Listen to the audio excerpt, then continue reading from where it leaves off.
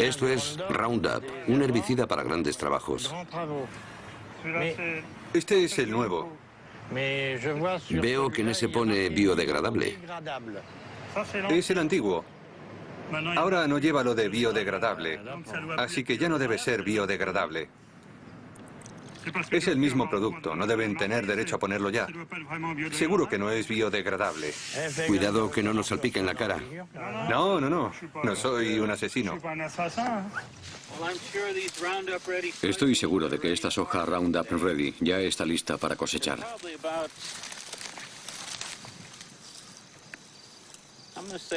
Probablemente tiene, yo diría que un 11% de humedad, así que está perfecta para la cosecha.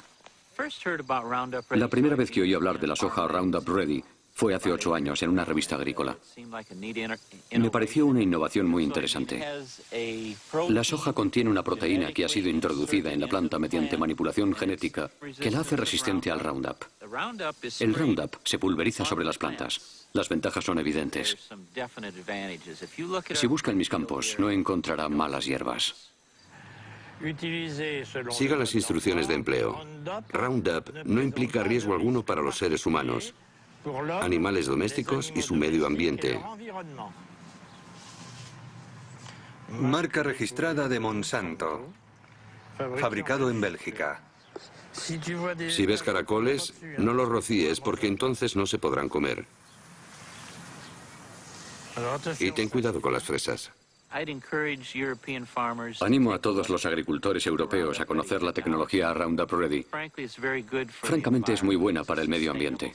Es un sistema sostenible, así que pruébenlo.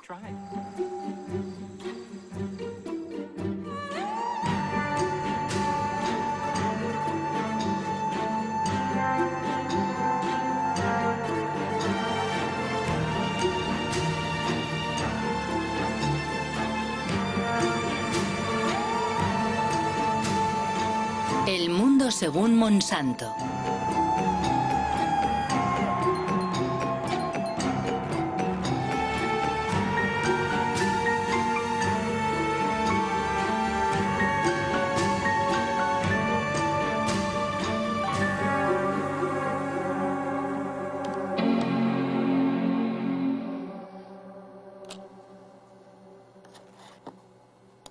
Monsanto. Llevo 20 años recorriendo el mundo y en todas partes he oído hablar de esta multinacional estadounidense. Y la verdad no siempre bien. Deseando saber más, he navegado durante meses por la red, encajando pacientemente las piezas del rompecabezas.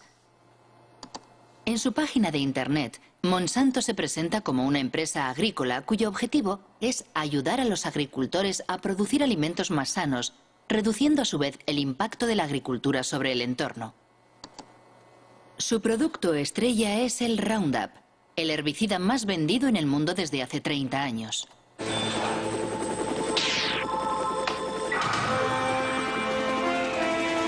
Una aplicación y se acabaron las malas hierbas. Roundup. Monsanto es igualmente líder mundial en biotecnología. El 90% de los OMG, organismos modificados genéticamente o transgénicos, cultivados en el planeta son suyos. La gran mayoría fueron manipulados genéticamente para que fueran resistentes a las emisiones de Roundup, como por ejemplo la soja Roundup Ready, literalmente lista para el Roundup.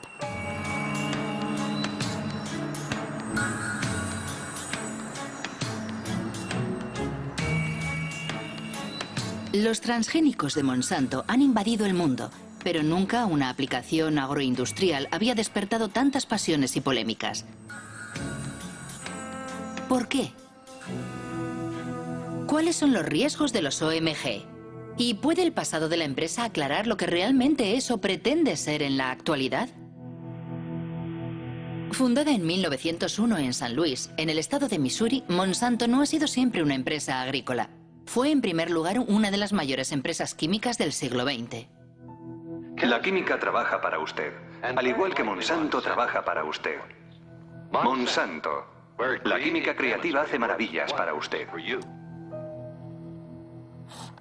Las maravillas cantadas por la publicidad han hecho de Monsanto una de las empresas más polémicas de la era industrial. Agente naranja, aspartamo, Hormonas del crecimiento bovino. PCB. Los PCB, aceites químicos utilizados como aislantes en los transformadores eléctricos, fueron la estrella de la compañía durante casi 50 años. Se comercializaron como Aroclor en Estados Unidos, Pyralene en Francia, Oclofen en Alemania, hasta el momento en que fueron prohibidos a comienzos de los años 80. Monsanto, PCB.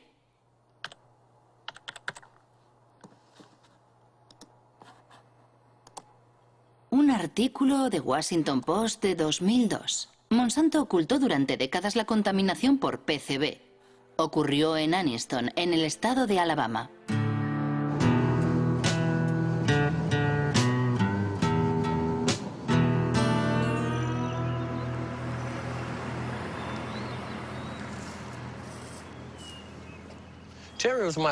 Terry era mi hermano pequeño.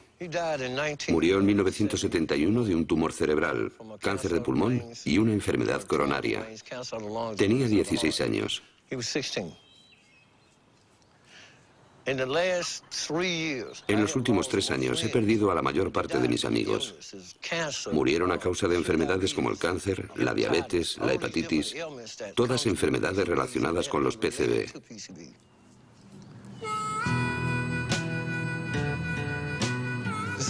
Es el camino de Monsanto.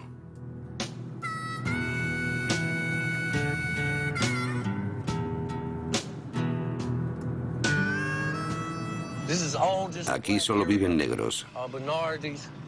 Siguen viviendo aquí a pesar de que todas las casas están contaminadas. Hace 6 meses descontaminaron ese jardín de allí. Antes había casas aquí, la gente vivía en ellas, pero todos se tuvieron que mudar y las casas fueron demolidas.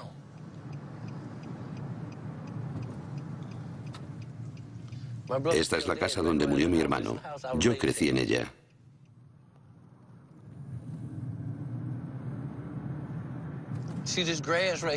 ¿Veis aquel talud? Ahí es donde están enterrados los PCB. Monsanto obtuvo permiso para enterrar los PCB en Anniston. Ese es el canal de Snow Creek, que corre sobre cemento. Salía de la fábrica y vertía los PCB justo aquí. El agua estaba envenenada y no se lo dijeron a nadie, salvo al Estado, que no nos dijo nada.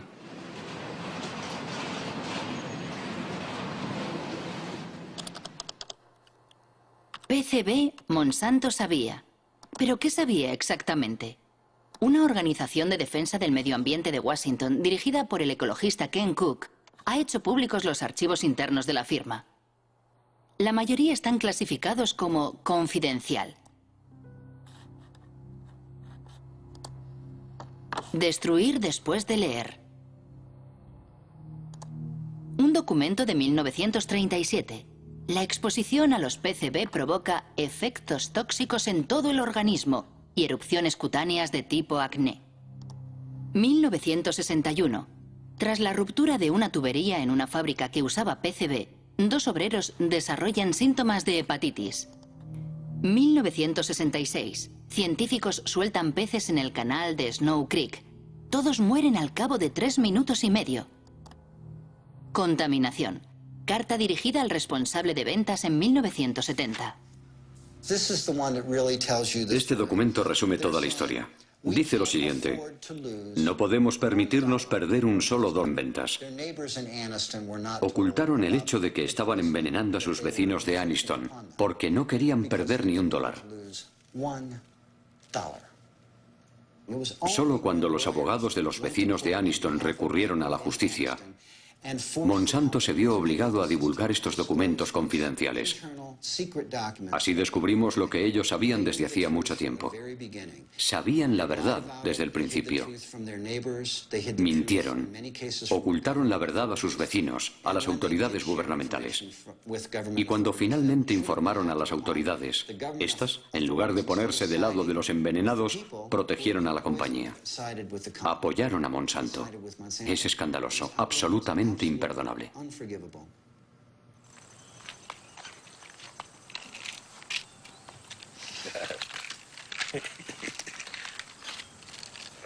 ¿Esta es toda tu medicación? No, no es toda. Tengo más aquí. ¿Cuál es tu tasa de PCB? 63,8 en sangre. En sangre. Si realizáramos una biopsia de su grasa, estaría en lo más alto de la escala con 3 o 4 mil partes por 1.000 millones. O más. ¿Cuál es el nivel tolerable?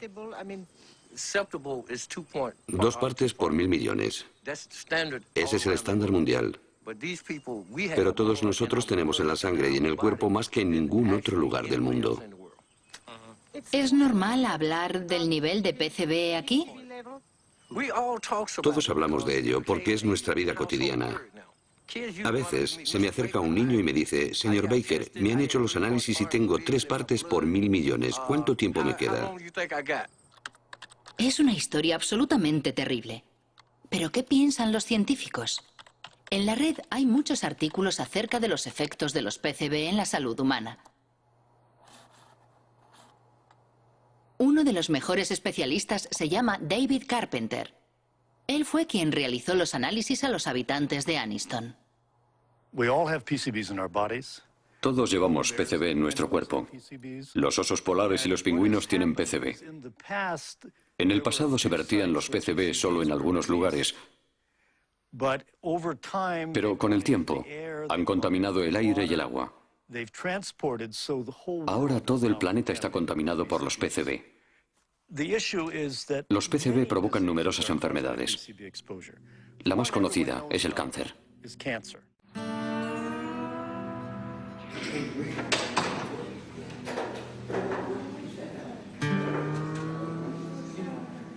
Mis análisis dicen que tengo 202 partes por 1.000 millones en mi sistema. Las mujeres contaminadas por PCB dan a luz a hijos con un coeficiente intelectual reducido. 29,6. Los PCB reducen el funcionamiento de la glándula tiroides. 1.800. Los PCB alteran las hormonas sexuales. Morir, dejadme morir. Morir en paz. Él pagará, dije entonces. Pagará por todo el daño que nos ha hecho. En 2001, 20.000 vecinos de Anniston presentaron una demanda contra Monsanto. La compañía Isolutia, su filial, fue condenada finalmente a pagar $700 millones en indemnizaciones a las víctimas, descontaminar el lugar y construir un hospital especializado. Pero ningún directivo de Monsanto ha sido juzgado.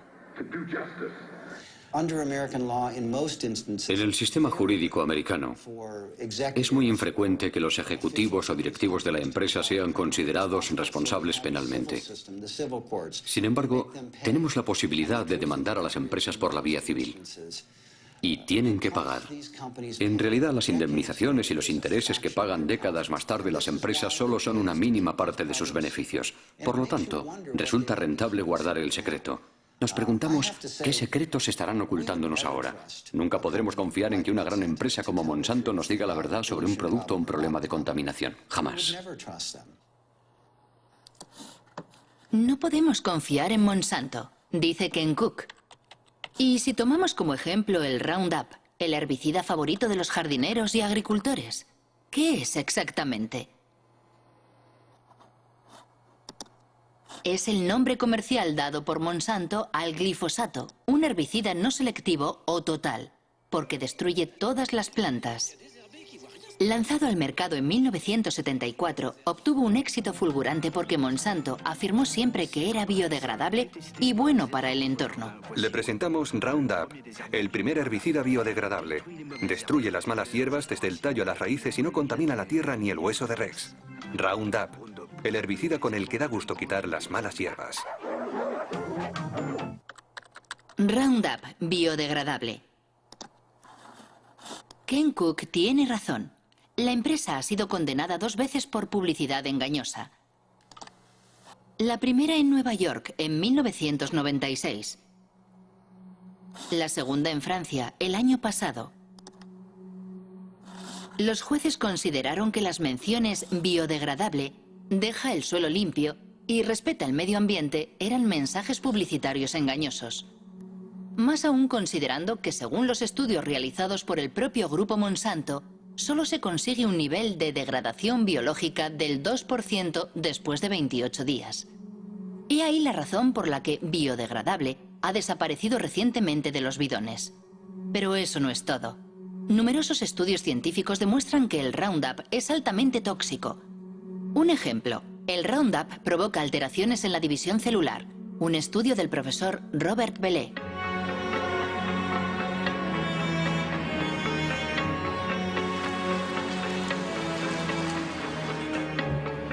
El profesor Bellet trabaja para el CNRS y el Instituto Pierre y Marie Curie.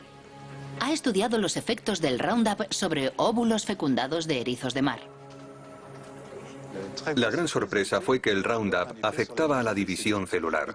Enseguida observamos que el Roundup alteraba el proceso de la división celular, no al mecanismo de la división, sino a los mecanismos que controlan la división de las células. Es necesario comprender cómo se origina un cáncer. Al principio las células no son cancerosas, pero a partir de un determinado momento se producen modificaciones en ellas y la modificación principal es lo que se denomina la inestabilidad desde el punto de vista genético. Y esa es la primera alteración que hemos observado y demostrado para el Roundup. Por eso mantenemos que, en nuestra opinión, el Roundup induce las primeras etapas que conducen al cáncer. Y tenemos cuidado de no decir inductor del cáncer, porque el cáncer lo veremos dentro de 30 o 40 años. Inmediatamente cuando obtuvimos esos resultados, nos dimos cuenta de la importancia que podía tener para la gente que lo usa, porque las dosis con que trabajamos son muy inferiores a aquellas que utiliza la gente.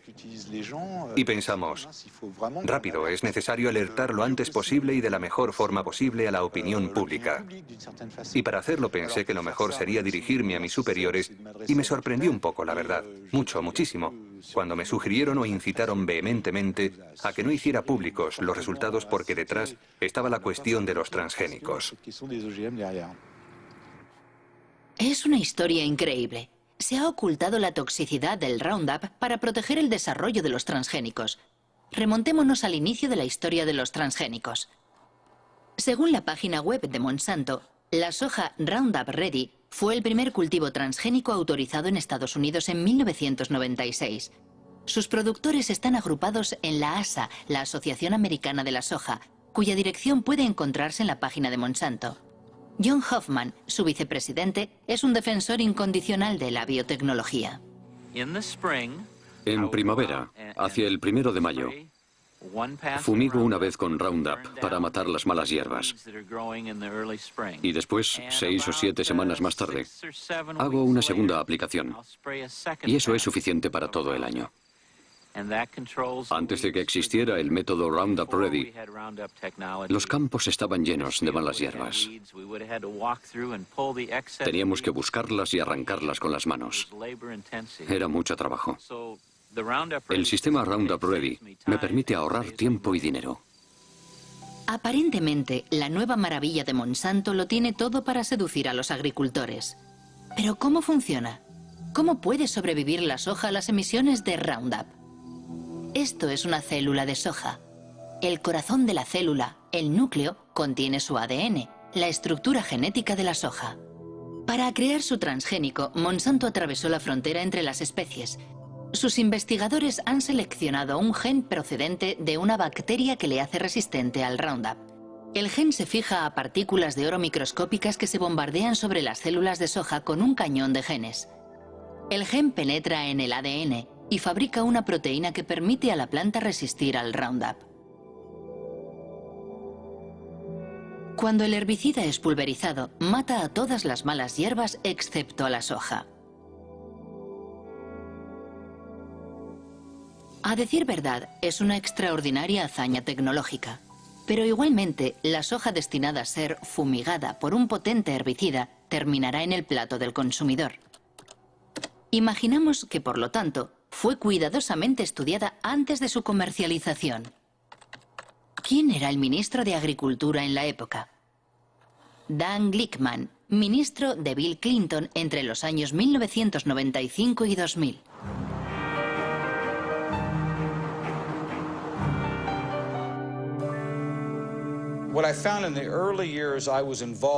Al inicio de mi mandato, Existía un amplio consenso agroalimentario en el seno del gobierno de Estados Unidos. Quien no bajara la cabeza ante el desarrollo rápido de la biotecnología y de los cultivos transgénicos era considerado como alguien contrario a la ciencia y al progreso.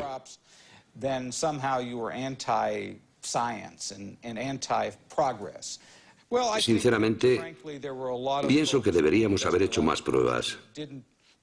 Pero las empresas agroindustriales no querían porque habían hecho inversiones enormes para desarrollar esos productos.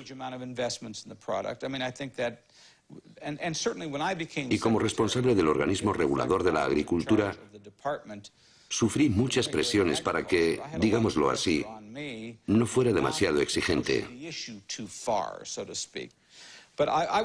La única vez que me atreví a hablar durante el mandato de Clinton, recibí un buen tirón de orejas, no solo por parte de la industria, también por la gente del gobierno. De hecho, pronuncié un discurso en el que decía que era necesario estudiar con mayor rigor la regulación de los transgénicos. Y había personas dentro del gobierno Clinton, sobre todo en el área de comercio exterior, que se enfadaron conmigo. Me dijeron, ¿cómo puedes, tú que trabajas en agricultura, poner en duda nuestro sistema de regulación? Hasta aquí todo está claro. En Estados Unidos, el ministro de Agricultura no da la talla ante los intereses de las multinacionales. Pero, ¿cómo están regulados los transgénicos en Estados Unidos? El texto más importante ha sido publicado por la FDA, la Food and Drug Administration, la agencia encargada de la seguridad de los productos alimentarios y de los medicamentos. Título: Alimentos derivados de nuevas variedades de plantas. Fecha: 29 de mayo de 1992. Principio 1. Los alimentos obtenidos por modificación genética están sometidos a la misma regulación que los obtenidos mediante el cruce tradicional de plantas. Resumiendo, la FDA decidió no crear una categoría especial para los transgénicos. Para más preguntas, dirigirse a James Mariansky, quien entonces dirigía el Departamento de Biotecnología.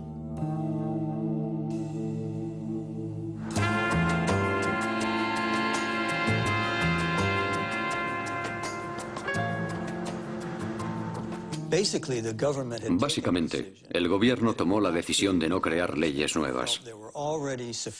Pensaba que las leyes existentes podían aplicarse a las nuevas tecnologías. Eso quiere decir que la Casa Blanca le pidió a la agencia que escribiera un texto en el que los transgénicos no estuvieran sujetos a una reglamentación específica. Pero no se hizo basándose en datos científicos. Fue una decisión política. Sí, fue una decisión política que afectaba a muchos ámbitos, no solo al de la alimentación. Se aplicaba a todos los productos de la biotecnología. Una confesión increíble. James Mariansky reconoce que la reglamentación de los transgénicos se basó en una decisión política y no científica. Pero, ¿cómo fue argumentada esa decisión? Principio 2.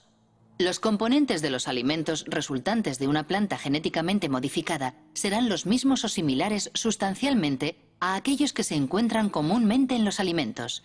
Dicho de otra forma, la FDA considera a priori que una planta modificada genéticamente es similar a una planta convencional. Es el denominado principio de equivalencia sustancial, que ha sido seguido en todo el mundo. Es el centro de debate que opone a los partidarios y detractores de los transgénicos. ¿Cómo pudo decir la FDA que una planta transgénica era similar a una planta convencional? Sabemos que los genes que se introducen en las plantas mediante la biotecnología producen proteínas muy parecidas a aquellas que hemos consumido durante siglos. Esa es la visión oficial de la FDA, cuestionada por Jeffrey Smith, autor de numerosas obras sobre los transgénicos. Michael Hansen, asesor científico de la Unión de Consumidores. Y el ensayista Jeremy Rifkin, que fue el primero en denunciar el principio de la equivalencia sustancial. Si los alimentos transgénicos están tan extendidos actualmente, es gracias a un engaño de la FDA.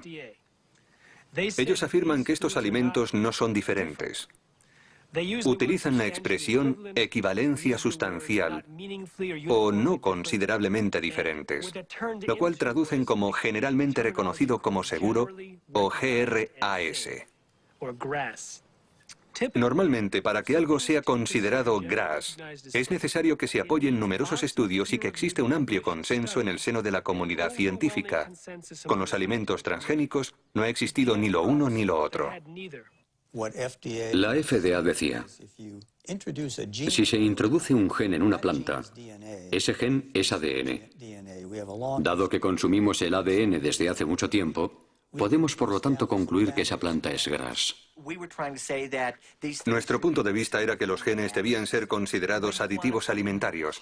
Actualmente, cuando queremos agregar a un alimento una gota microscópica de un nuevo colorante, un conservante o un producto químico, se le considera un aditivo alimentario y, por consiguiente, debemos hacer toda clase de pruebas para demostrar que existe la certeza razonable de que no será nocivo. Por el contrario, si manipulamos genéticamente una planta, lo cual puede dar lugar a innumerables diferencias en el alimento, nadie pregunta nada. Aquí en Washington, si frecuentabas en aquella época los lugares donde se reunían los lobbies, podías oírles riéndose de todo eso. Todo el mundo sabía que el principio de equivalencia sustancial era un absurdo. Solo era una forma para todas esas sociedades, y particularmente para Monsanto, de sacar sus productos al mercado rápidamente con la menor injerencia gubernamental posible. Debo decir que defendieron muy bien sus intereses. Recuerdo una reunión en la que los científicos de Monsanto se encontraron con los científicos de la FDA.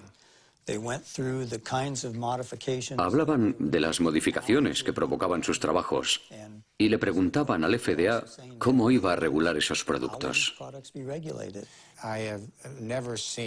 Jamás he visto una sociedad con una influencia tan determinante y a un nivel tan alto sobre las autoridades gubernamentales a cargo de la reglamentación como Monsanto con sus alimentos transgénicos. Existe un documento excepcional en el que se puede ver a George Bush, padre, visitando los laboratorios de Monsanto. Tuvo lugar 9 años antes de la comercialización de la soja Roundup Ready. Me gustaría enseñarle algunos de los pasos que hemos de dar para llevar un gen de un organismo a otro. En realidad, hará las mismas y pequeñas manipulaciones que realizamos en el laboratorio, donde seleccionamos el ADN, lo separamos y lo mezclamos en diferentes partes para unirlas. ¿Unirlas? Unirlas de nuevo. Esta probeta contiene ADN extraído de una bacteria. El ADN tiene el mismo aspecto sea de una planta o de un animal. ¿Qué es lo que estamos viendo? Ah, ya veo. ¿Para qué sirve esto? ¿Para conseguir una planta más fuerte o una planta resistente? En este caso, resistente al herbicida. Comprendo. Tenemos un herbicida fantástico. Este es el químico que... Cuando George Bush efectúa su visita al castillo de Monsanto, es vicepresidente de Ronald Reagan. La consigna de la administración republicana es la desregularización. Se trata de favorecer a la industria reduciendo al máximo las trabas burocráticas, como los exámenes sanitarios o medioambientales sobre los nuevos productos. Y ese es exactamente el problema de Monsanto. Acabamos de solicitar al gobierno que nos permita probarlo por primera vez en una granja de Illinois este año. Seguimos alucinando con esto. Perderemos otros años. Los gastos se disparan y nunca pasa nada. Francamente, debo decir que no tenemos ninguna queja sobre la forma en que el gobierno lleva el tema. Es un proceso muy ordenado. Tienen que asegurarse de hacer lo correcto con estas cosas nuevas. Si en septiembre no tenemos la autorización, puede que pensemos de forma diferente. Llámenme. Nuestro trabajo es la desregularización. Tal vez podamos ayudarles. En 1988, Dan Quayle ocupa el cargo de George Bush, que ha sido elegido presidente de Estados Unidos.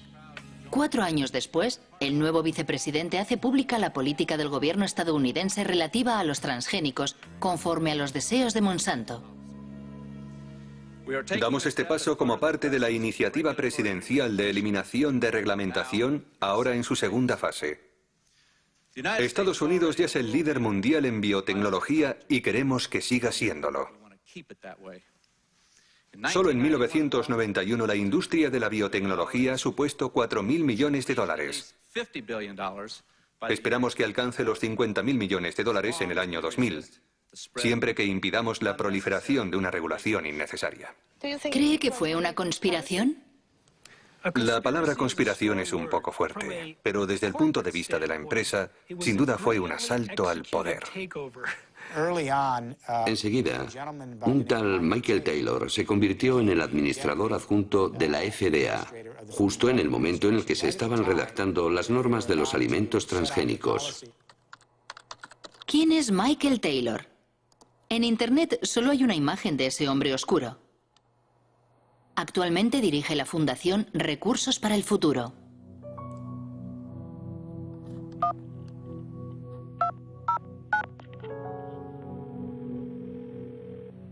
Hola, soy Marie-Monique Robin. Hola, soy Mike Taylor. Quisiera preguntarle sobre su papel cuando trabajaba en la FDA. Antes de ser contratado por la FDA, usted fue abogado de Monsanto durante 7 años, ¿no es así? Bueno, era socio de un bufete de abogados del cual Monsanto era cliente y trabajé en algunos asuntos de Monsanto, sí. Ajá. Aparentemente, si lo que he leído es cierto, la FDA creó un cargo nuevo para usted, jefe de la Comisión de Reglamentación. Bueno, ¿Se trataba de una necesidad específica de la FDA en aquel momento debido a los nuevos transgénicos? yo no tuve nada que ver con los alimentos transgénicos, nada en absoluto. Yo no fui el creador de esa política, pero eso es, simplemente, eso es falso. Llegó a la FDA en julio de 1991. Hasta esa fecha había trabajado en el bufete de abogados King y Spalding. Entre sus clientes se contaba no solo Monsanto, también el IFBC, el Comité Internacional de los Alimentos y la Biotecnología. Escribió un documento para el IFBC explicando la manera en la que al Consejo le gustaría que se reglamentaran los alimentos transgénicos. Si comparamos la propuesta de Michael Taylor para el IFBC y el texto publicado por la FDA, son muy parecidos. Si él no es el autor del reglamento, entonces alguien cogió su documento y lo modificó levemente antes de publicarlo. El señor Taylor era entonces el comisario adjunto y fue él quien dirigió el proyecto. Él era el jefe, el autor del reglamento, el responsable de llevar el proyecto a buen término. Monsanto supo llevar perfectamente el juego político y legal. Desempeñó un papel clave en la aprobación de la comercialización de las hormonas de crecimiento bovino y en la manera en que el gobierno americano ha administrado la biotecnología. Michael Hansen acaba de mencionar la hormona del crecimiento bovino. ¿De qué se trata? Al parecer es una hormona transgénica que se le inyecta a las vacas para aumentar su producción láctea un 20%. Lo mínimo que se puede decir es que no le gusta a todo el mundo. La hormona es una amenaza para nuestra salud. Veneno mortal. Manipulación.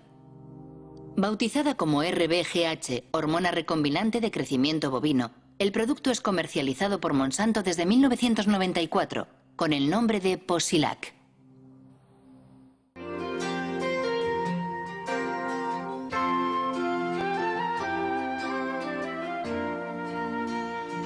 Posilac es el nuevo producto más seguro de la historia. Pronto comprobará los espectaculares resultados que Posilac le ofrece. En 1985, Monsanto presentó un informe ante la FDA solicitando la autorización para comercializar el Posilac. Los expertos de la agencia analizan los ensayos realizados por la firma en ejemplares experimentales. El veterinario de la FDA responsable del expediente se llama Richard Burroughs. En una entrevista declara que responsables de la agencia han suprimido y manipulado datos.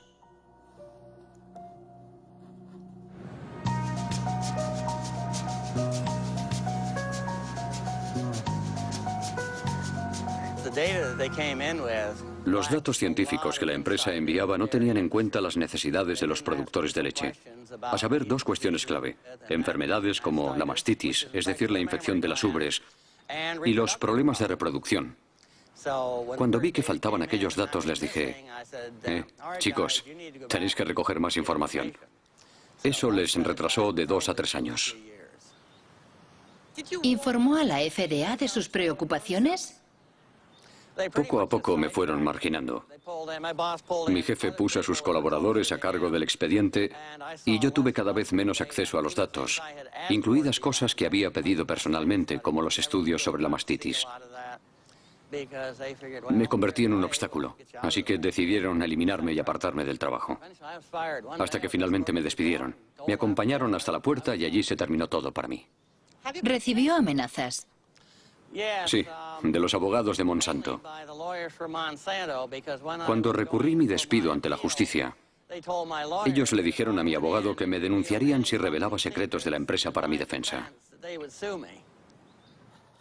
Finalmente, la FDA sería condenada a readmitir al veterinario demasiado concienzudo, quien, asqueado, terminaría renunciando. Pero eso no es todo. En Internet se habla también de documentos robados a la FDA y enviados al profesor Samuel Epstein, dirigente de la Coalición por la Prevención del Cáncer.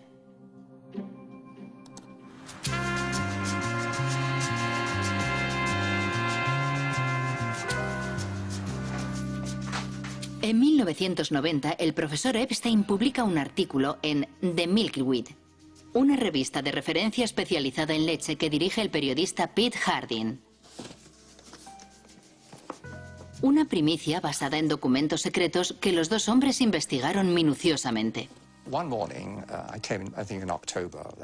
Un día encontré en la oficina una caja enorme llena de documentos enviada desde Washington por un remitente anónimo.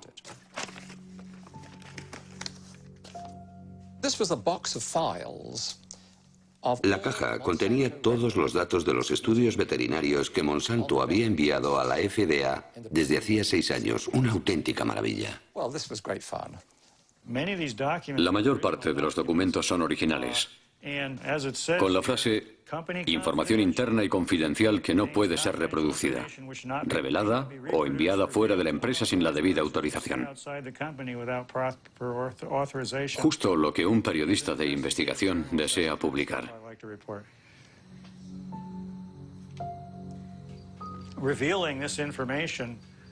La revelación de esos informes enfureció a Monsanto y a la FDA. Nosotros demostramos que los cambios fisiológicos observados en los animales tratados con la hormona eran dramáticos.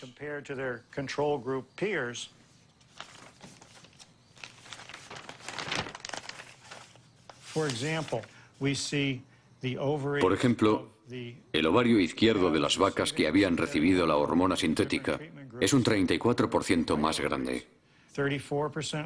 Hasta un 42 o un 44% según los grupos. Más aún, los informes demuestran que los animales tratados tienen graves problemas para reproducirse. Los datos son concluyentes. Nosotros proporcionamos los datos sin procesar y procesados, datos contrastados no por nosotros para su verificación. Las autoridades sanitarias que han analizado la somatotropina bovina han comprobado que no existe ningún riesgo para los consumidores. Para Monsanto, la hormona no solo no representa ningún problema, sino que solo conlleva beneficios para el consumidor. Como la composición química de la leche no es alterada por el Posilac, sus propiedades y su gusto no cambian.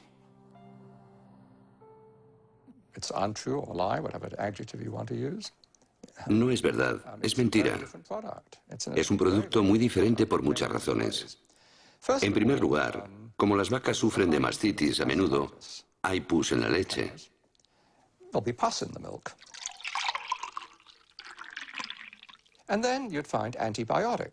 Además, debido al tratamiento de la mastitis, se encuentra una gran cantidad de antibióticos en la leche.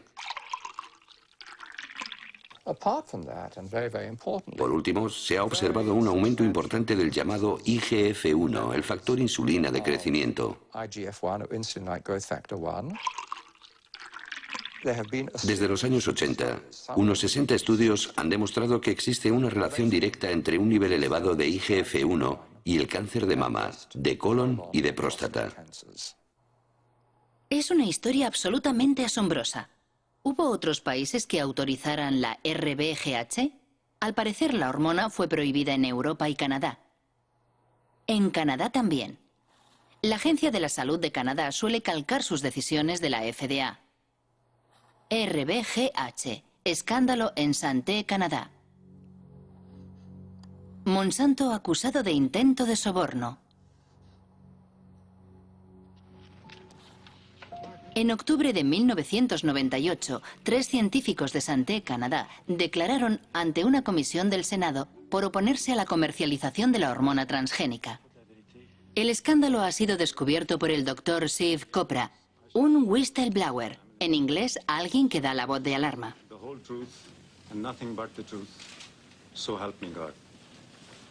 Me pregunto qué verdad voy a decir. La verdad que yo conozco o la que el ministerio me dice que diga. Y este es mi conflicto. Le hago esta pregunta a los 3. ¿Monsanto se puso en contacto con alguno de ustedes? Doctora Haydon.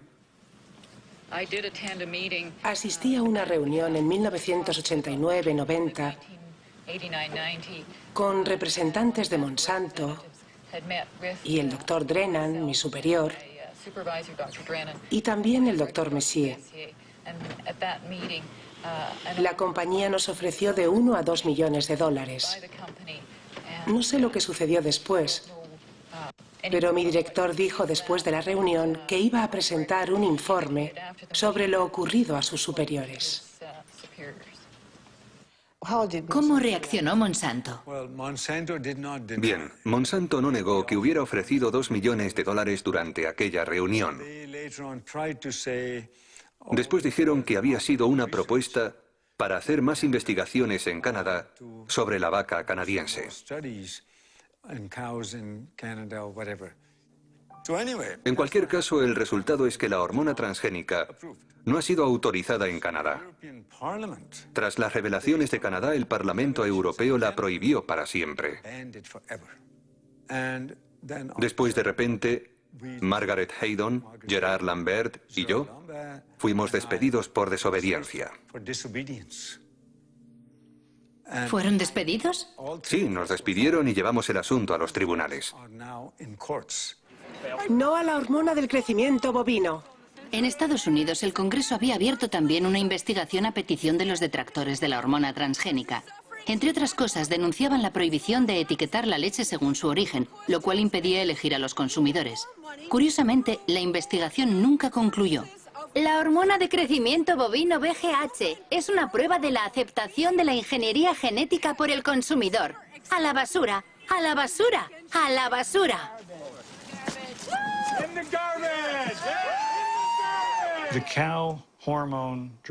La hormona del crecimiento bovino representa la primera aplicación de la biotecnología en la producción de alimentos. Y Monsanto es una multinacional muy poderosa con muchos contactos en las altas esferas del Estado.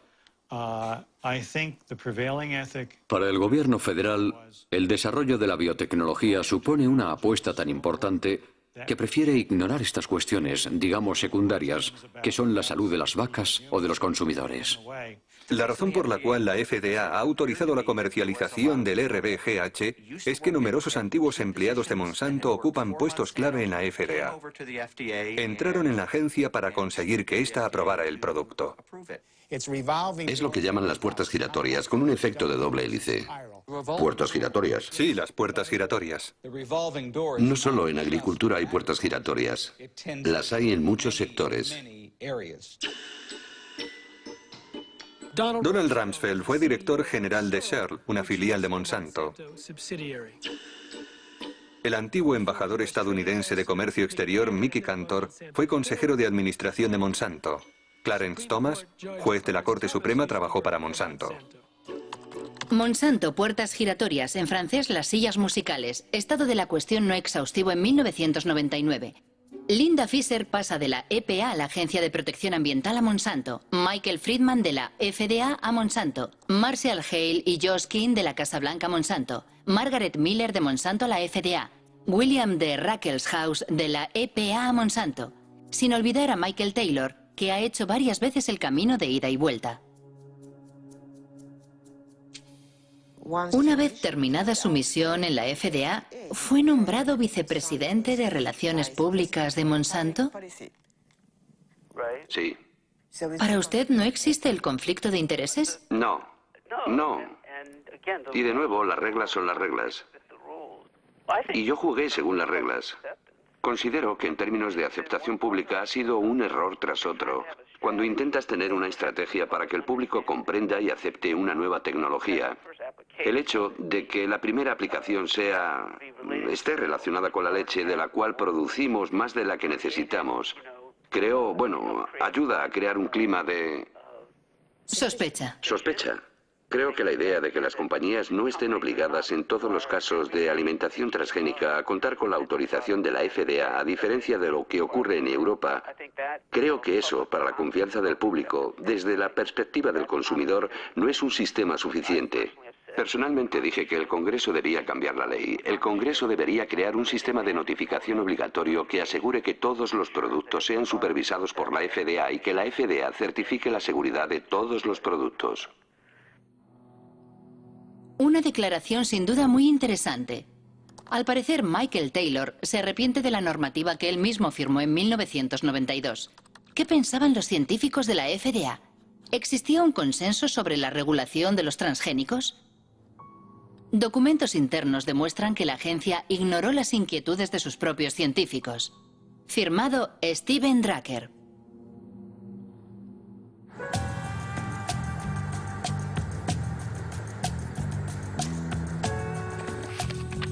Steven Drucker es un abogado que trabaja para una coalición de organizaciones no gubernamentales. Demandó a la FDA y consiguió la desclasificación de sus archivos sobre los transgénicos.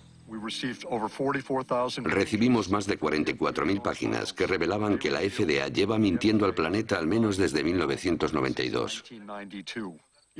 Y sigue mintiendo.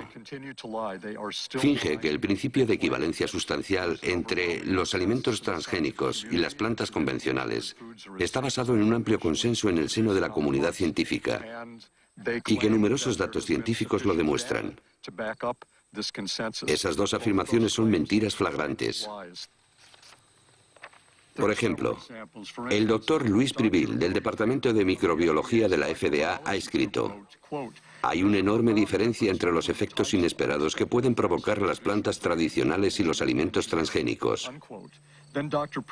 A continuación añade que ciertos aspectos de la manipulación genética podrían resultar más peligrosos. Las inquietudes expresadas por los expertos de la FDA eran tan importantes que la doctora Linda Kahl, de la FDA, responsable del seguimiento y la síntesis de sus consejos, redactó un informe para el coordinador de biotecnología de la FDA, el doctor James Mariansky. Según documentos internos de la FDA que se han hecho públicos, había muchos científicos de la FDA que no estaban de acuerdo con la normativa propuesta. Por ejemplo, aquí tengo el informe que Linda Kahl le envió. Sí. Sí. Ella decía, los procesos de manipulación genética y de cruce tradicional son diferentes. De cruce tradicional son diferentes. Y según los expertos de la agencia, conllevan riesgos diferentes. Conllevan riesgos diferentes. Es cierto que en el interior de la agencia existían opiniones divergentes. Eso es lo que Linda Kahl resume en su informe. Pero cuando terminamos de redactar la normativa, todos los científicos estaban de acuerdo. Por supuesto que la FDA había investigado el uso de la manipulación genética, pero no tenían ninguna información que indicara que la técnica en sí pudiera crear productos diferentes en términos de calidad o seguridad. Antes de que los científicos de la FDA expresaran sus inquietudes, la agencia recibió una señal de alarma muy clara. En efecto, el primer aditivo alimentario manipulado genéticamente y comercializado en el mercado estadounidense había provocado una grave epidemia. ¿Recuerda lo que sucedió con el L-triptofán en 1989? Sí. Era un aminoácido manipulado genéticamente. A priori conocemos muy bien los aminoácidos. Sí. Mató a decenas de personas y cientos más enfermaron. Provocó una epidemia de una enfermedad desconocida llamada EMS. Es cierto. ¿Cuántas personas murieron? Sí, pero nosotros teníamos muchos... 37 y más de 1000 inválidos. ¿Lo recuerda? Lo recuerdo. Según un documento de la FDA, usted dijo, no sabemos cuál es la causa del EMS, pero no podemos descartar la hipótesis de que se deba a la manipulación genética. ¿Dijo usted lo que acabo de leer? Sí. Increíble. James Mariansky no descartaba que la manipulación genética pudiera provocar efectos inesperados, pero no movió un dedo. ¿Hay científicos independientes que hayan trabajado sobre esta cuestión crucial para los consumidores? Arpad Pusztai, un renombrado científico, perdió su trabajo después de expresar sus inquietudes sobre los transgénicos. Ocurrió en 1998.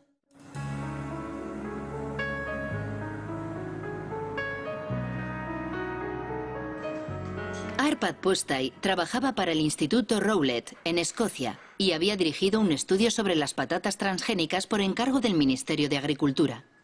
El presupuesto de más de 2 millones de euros movilizó a 30 investigadores durante 2 años para preparar la llegada de los transgénicos a Gran Bretaña.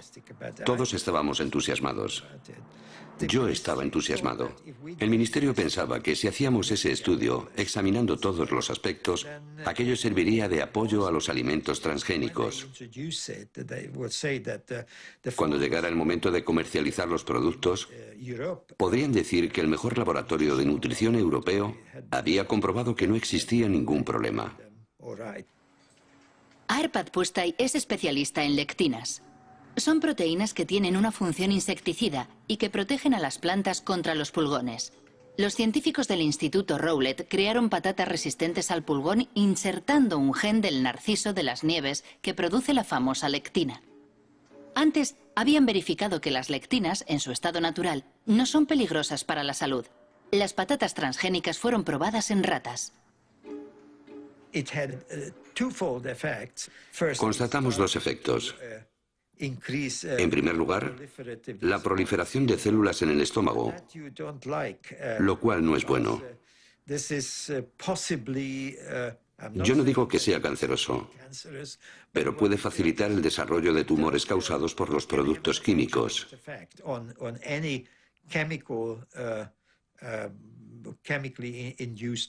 Además, el sistema inmunitario del estómago estaba alterado.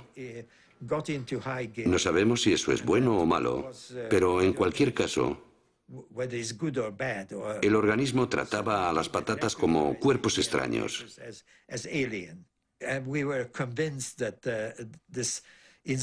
Estábamos seguros de que la manipulación genética estaba en el origen del problema y no el gen de la lectina, porque lo habíamos comprobado aisladamente en una concentración 800 veces mayor sin consecuencias negativas. Era muy importante porque la FDA hablaba en la época de una tecnología neutra. Nosotros dijimos en público que el problema en sí no era el gen, sino la técnica de inserción. Cuando llegaron a Gran Bretaña los primeros cargamentos de soja norteamericana, la BBC entrevistó a Arpad Pusztai sobre la cuestión. Como científico que trabaja en este campo, considero que es muy injusto utilizar a nuestros conciudadanos como cobayas. Creo que jamás me perdonaron que dijera aquello. Monsanto comprendió rápidamente la importancia de nuestros resultados. Ya estaban al corriente antes de la emisión de la entrevista, porque el Instituto de Investigación Agrícola recibía mucho dinero de Monsanto.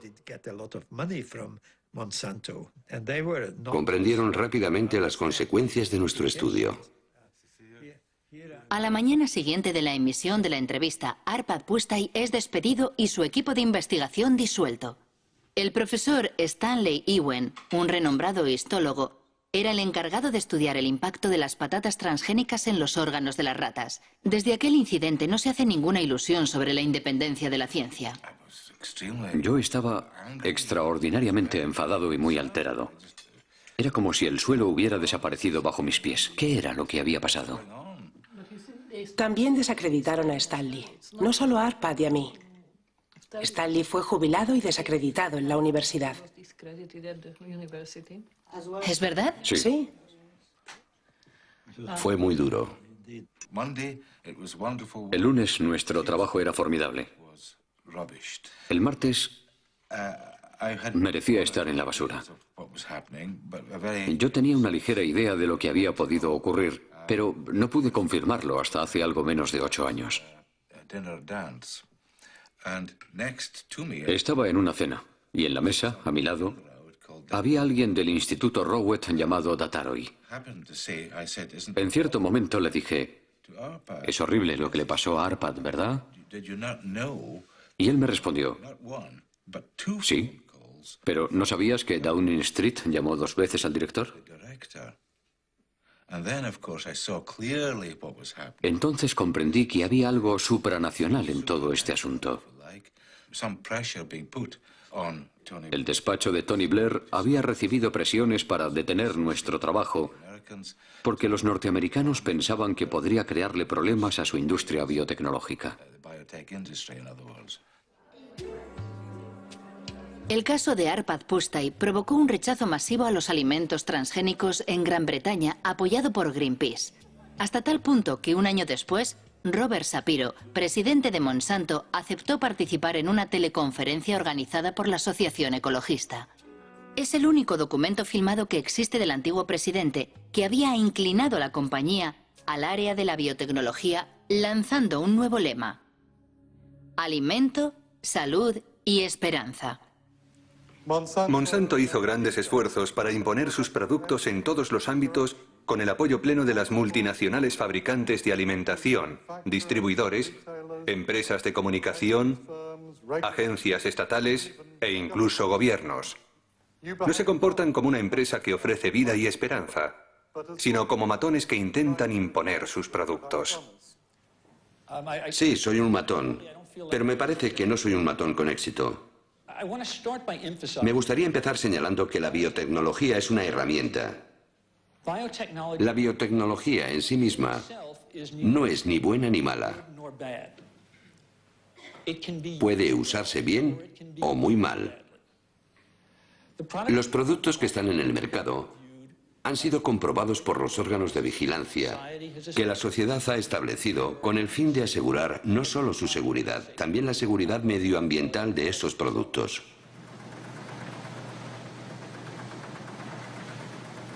Diez años después de su lanzamiento comercial, la soja Roundup Ready representa el 90% de la soja cultivada en Estados Unidos y el 70% de los alimentos vendidos en los comercios americanos contiene productos transgénicos. A diferencia de lo que ocurre en Europa, los consumidores no pueden elegir porque está prohibido etiquetarlos como transgénicos. Una consecuencia directa del principio de equivalencia sustancial. Tengo un grano de soja en la mano y lo puedo comer con toda confianza. Es muy seguro. Creo que la FDA confía en que esta soja es tan segura como las demás variedades. ¿Cómo puede estar tan segura la agencia? Se basa en los datos que la empresa proporcionó a la FDA y que han sido evaluados por los científicos de la agencia. A ninguna empresa le interesa realizar un estudio para, a continuación, ocultar los resultados. ¿Cómo puede estar tan seguro James Mariansky? Si tecleamos Monsanto falsificó estudios científicos, obtenemos 174.000 respuestas. Entre ellas un informe de la EPA, la Agencia de Protección Ambiental de Estados Unidos. Monsanto habría falsificado investigaciones sobre los efectos cancerígenos de la dioxina.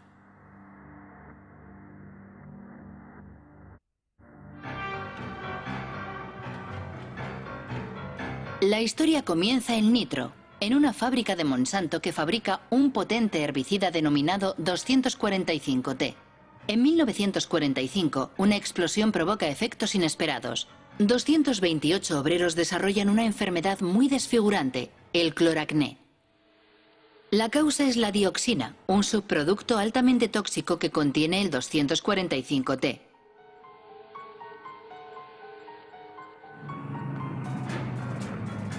El 245T era el componente principal del agente naranja, el defoliante empleado por el ejército americano en la guerra de Vietnam. En los años 60, 40 millones de litros de agente naranja fueron arrojados en el sur del país, es decir, 400 kilogramos de dioxina pura. 3 millones de personas fueron contaminadas, entre ellas miles de soldados americanos. 40 años después de la guerra, la dioxina continúa causando víctimas. Se dice que actualmente el veneno provoca cáncer y graves alteraciones genéticas.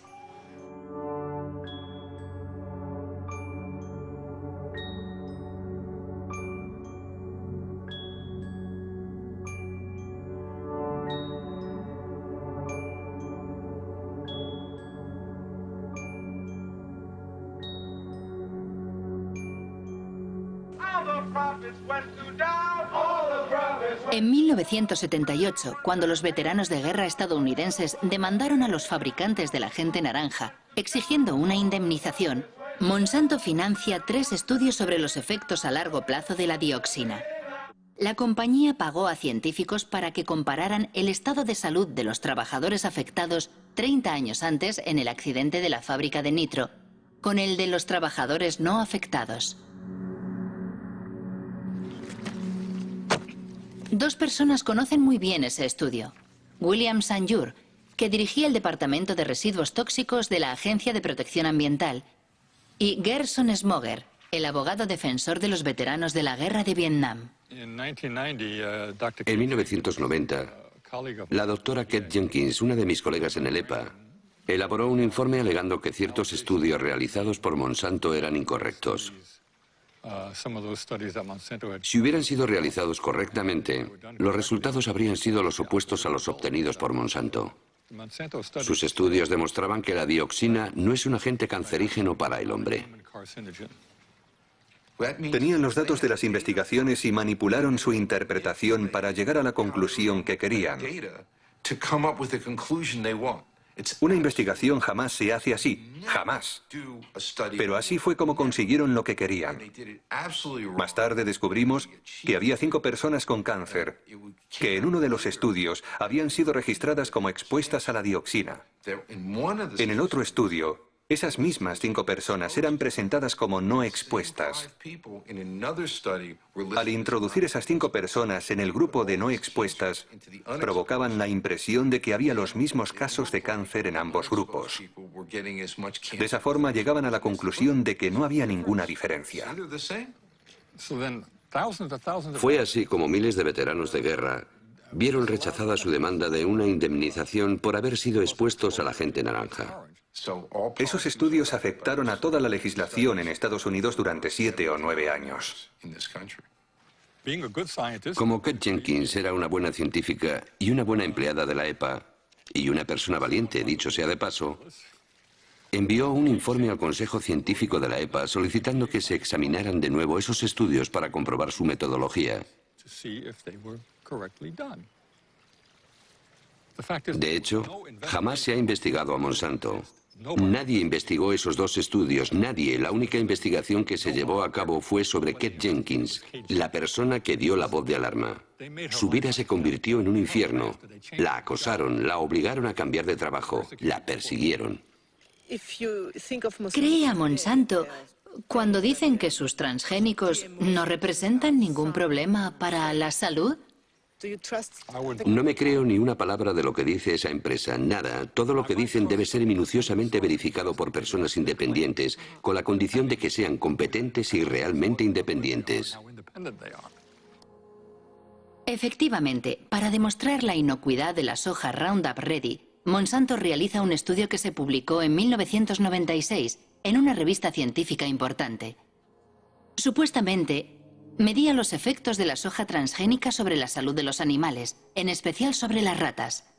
El estudio fue cuidadosamente desmenuzado por un científico danés ya fallecido, el noruego Ian Prime.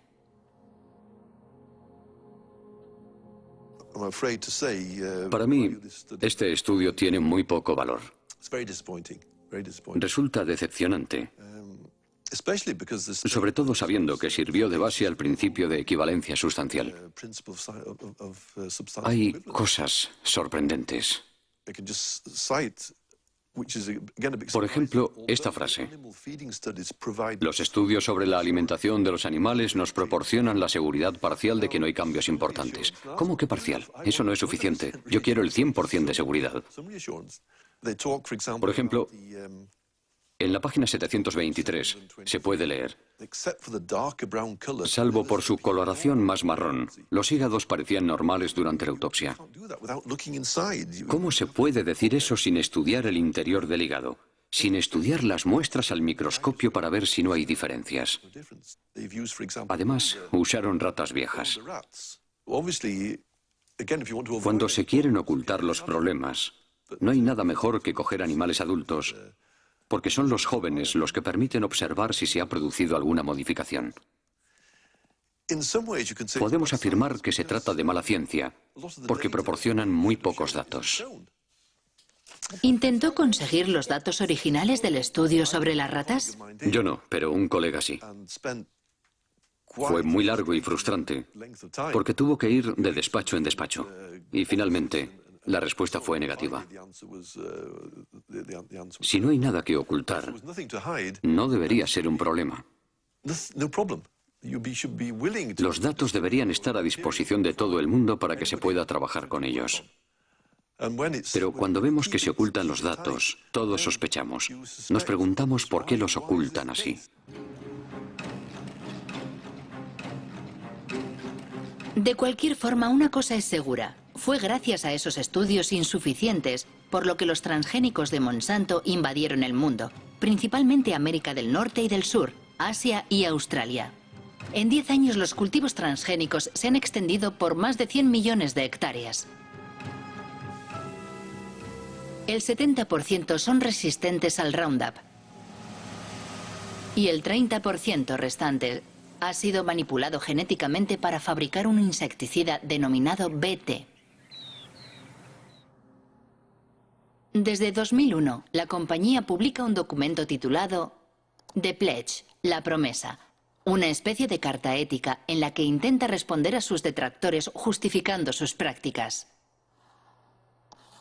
En el corazón de su oposición a los transgénicos se encuentra singularmente la cuestión de las patentes.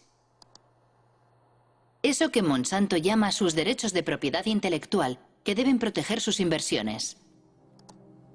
En América del Norte, cualquier granjero que compre semillas transgénicas debe firmar un contrato de empleo de la tecnología, mediante el cual se compromete a respetar la patente que la compañía posee sobre el gen manipulado. En Estados Unidos, los alimentos transgénicos están protegidos por la ley de patentes. Por esa razón, no tengo derecho a guardar granos para sembrarlos el año siguiente. Es una protección para Monsanto y las empresas dedicadas a la biotecnología, porque han invertido muchos millones de dólares para crear esta tecnología nueva. ¿Cómo puede saber Monsanto que alguien ha vuelto a plantar sus semillas?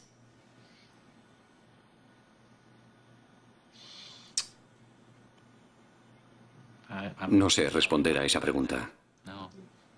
¿Cómo puede saber que alguien ha plantado de nuevo sus semillas? Es una buena pregunta para Monsanto. La pregunta es tan delicada que Monsanto prefiere ignorarla haciendo bellas promesas.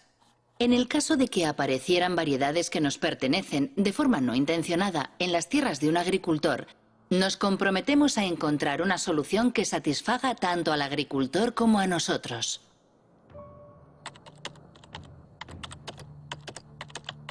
Pero la realidad resulta mucho menos idílica. El Centro para la Seguridad Alimentaria de Washington ha publicado un estudio sobre los agricultores demandados por Monsanto por no respetar su patente sobre semillas. Se han contado al menos un centenar de procesos y numerosas quiebras. Entre las víctimas se cuenta Troy Rush, un agricultor de Indiana.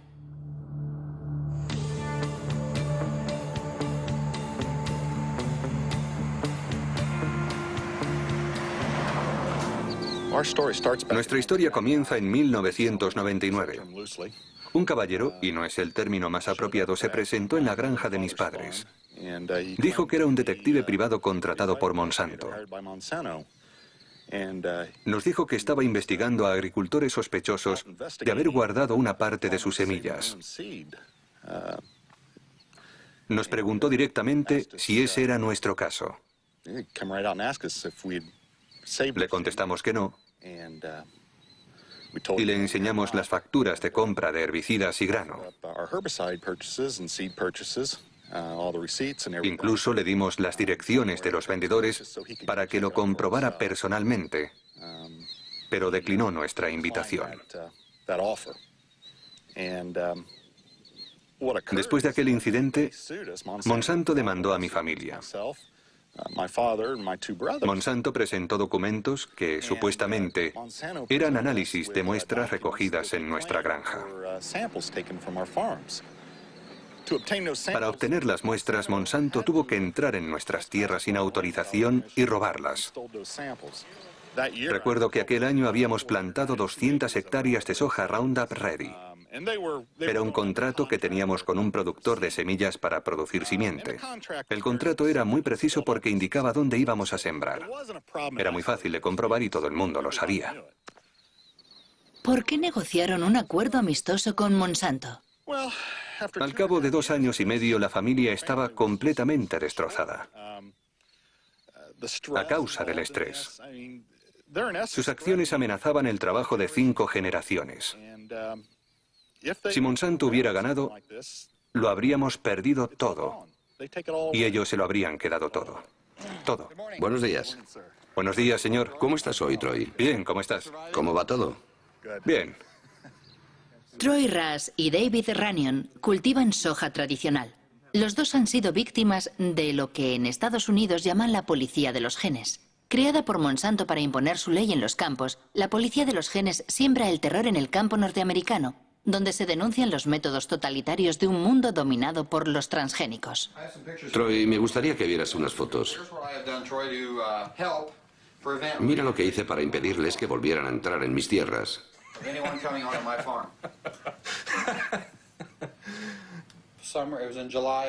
Era el mes de julio de 2003. Llegaron a mi casa sobre las 19 horas. ¿Quiénes fueron? Los empleados de Monsanto.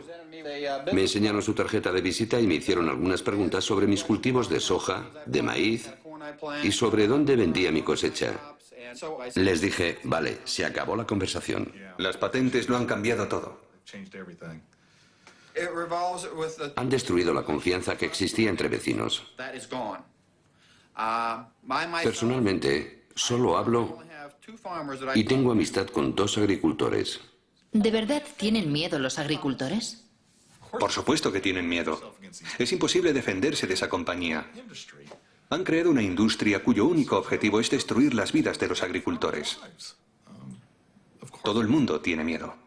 ¿Tiene miedo de que le denuncie un vecino? Sí. ¿Sí? Sí, es sencillo.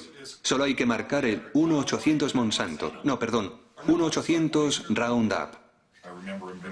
Recuerdo que animaban a los agricultores a llamar a ese número gratuito para delatar. ¿Por qué hace todo eso Monsanto? Para controlarlo todo. ¿Las semillas? Sí. Quieren controlar la simiente. Quieren apoderarse de la vida. Se trata de la base de nuestra alimentación. Quieren apoderarse de la comida, de toda la alimentación. Entre 1995 y 2005, Monsanto adquirió una 50 de compañías semilleras en todo el mundo. Esas adquisiciones afectan a las semillas de soja, maíz, algodón, de trigo, pero también de legumbres, tomates, patatas y sorgo. Por doquier crece la inquietud por este monopolio que, a la larga, podría conducir a la desaparición pura y dura de todas las semillas no transgénicas. No es esa la opinión de Monsanto, que defiende los beneficios de la biotecnología, especialmente en los países en vías de desarrollo como India. Nuestros productos reportan importantes beneficios económicos no solo a los grandes productores, también a los pequeños. Por lo general ofrecen cosechas de mejor calidad y una rentabilidad más alta.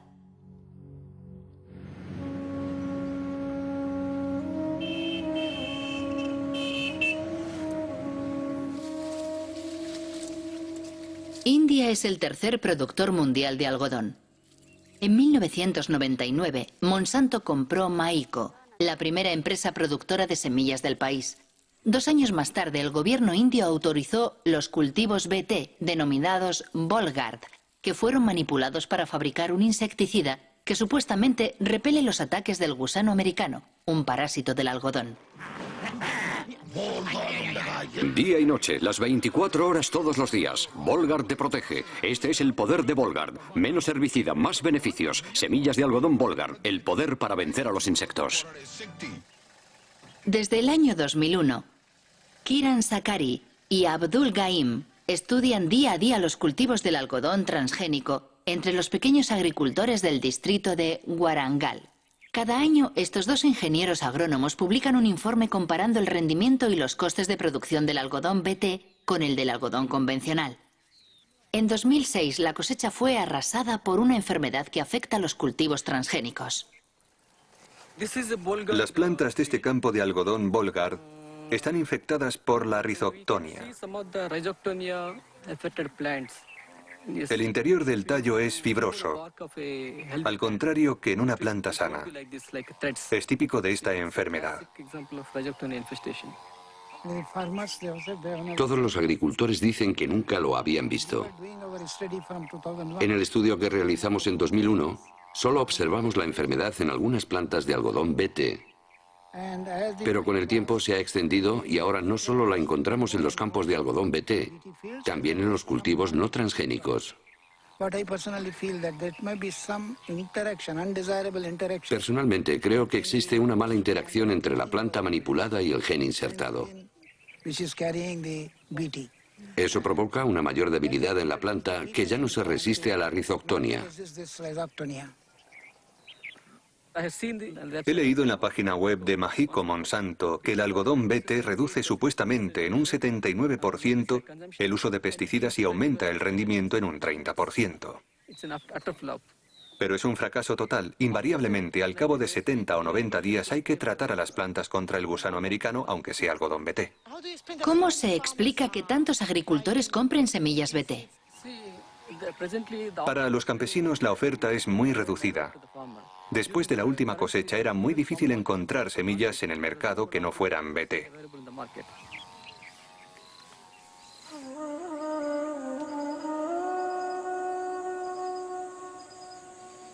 Actualmente en India, Monsanto controla prácticamente la totalidad del mercado de simiente de algodón.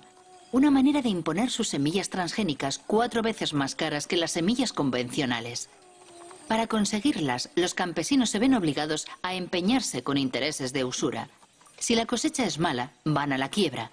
Es una espiral infernal que está diezmando las aldeas indias.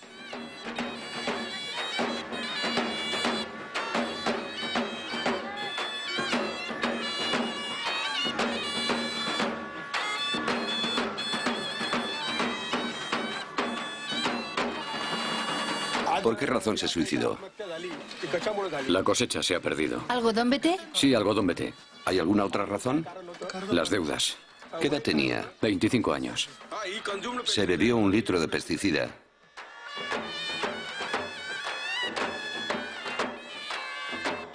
¿Es el primer suicidio en la aldea? No. El segundo.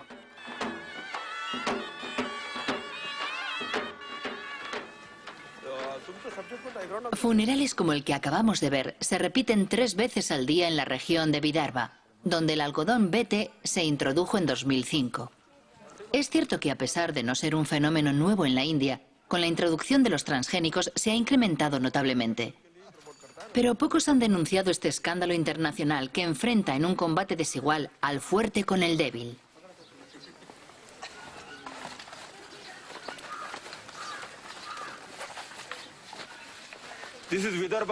En las zonas de Vidarbha, donde se cultiva el arroz, se producen pocos suicidios. Esta es la zona donde se cultiva el algodón. El resultado del algodón BT es que el primer año hubo 600 suicidios entre junio de 2005 y junio de 2006. El segundo año, tan solo 6 meses después, ya llevamos 680 suicidios. Es un desastre.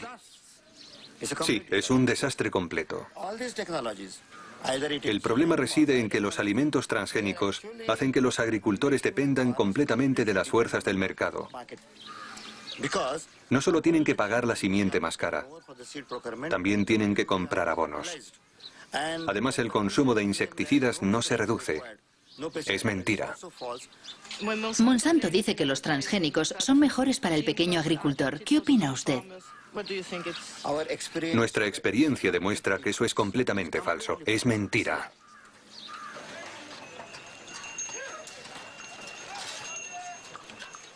Este día de diciembre de 2006, la revuelta planea sobre el mercado de algodón más importante del estado de Maharashtra. 3 días después del rodaje de estas imágenes, estalló la revuelta y decenas de campesinos, entre ellos Kishore Tiwari, fueron detenidos. Nos ofrecen un precio muy bajo por nuestro algodón. Los campesinos están muy nerviosos. ¿A cuánto asciende tu deuda? ¿A cuánto asciende tu deuda? 52.000 rupias, 60.000 rupias, 50.000 rupias, 20.000 rupias, 50.000 rupias, 15.000 rupias. ¿Cuántos de vosotros no plantaréis algodón BT el próximo año? No quieren cultivar algodón BT.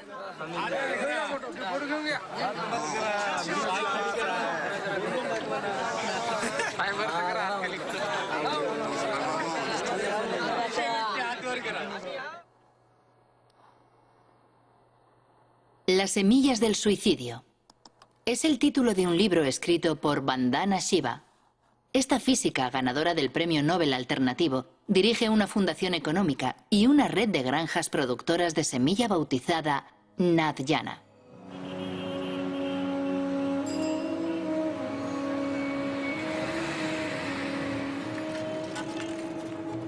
Vandana Shiva ya luchó contra la primera revolución verde, aquella de los años 60 que introdujo la agricultura industrial en la India. En la actualidad denuncia la que ella denomina Segunda Revolución Verde, la de los transgénicos de Monsanto protegidos por patentes. La diferencia entre las dos es que la primera Revolución Verde fue dirigida por el sector público y las agencias gubernamentales controlaban la investigación. La Segunda Revolución Verde está dirigida por Monsanto. La segunda diferencia es que la primera Revolución Verde tenía el objetivo oculto de vender más productos químicos, pero su motivación principal era producir más alimentos y alcanzar la seguridad alimentaria. Al final, aunque se hiciera en detrimento de otros cultivos como las leguminosas, se produjo más arroz y trigo para alimentar a la gente. La segunda Revolución Verde no tiene nada que ver con la seguridad alimentaria. Su único objetivo es aumentar los beneficios de Monsanto. Ellos siempre han dicho que la manipulación genética es un medio para conseguir patentes. Ese es su verdadero objetivo. Si observan la estrategia de investigación que Monsanto desarrolla en este momento, la compañía está probando una veintena de plantas en las que ha insertado el gen BT, la mostaza, el gumbo, la berenjena, el arroz, la coliflor. Una vez que imponga como norma el derecho de propiedad sobre los granos modificados genéticamente, podrá empezar a cobrar derechos de autor. Todos dependeremos de Monsanto por cada semilla que plantemos y cada campo que cultivemos. Si controla las simientes, controlará la alimentación. Y ellos lo saben, esa es su estrategia. Eso es más poderoso que las bombas, más poderoso que las armas. Monsanto responde a estas enérgicas acusaciones afirmando que nada de eso es cierto y esgrime los compromisos de su promesa: integridad, diálogo, transparencia, compartir. Queremos participar de forma constructiva en el proceso por el cual sociedades de todo el mundo intentan encontrar buenas respuestas a esas cuestiones. ¿Los productos serán seguros para el medio ambiente? ¿Cómo afectarán a la biodiversidad? ¿Cómo afectarán a otras plantas, insectos y pájaros? ¿Qué ocurre con el cruce de genes? ¿Qué ocurrirá si los genes invaden especies salvajes? Para mí todo eso significa, entre otras cosas, escuchar atenta y respetuosamente todos los puntos de vista.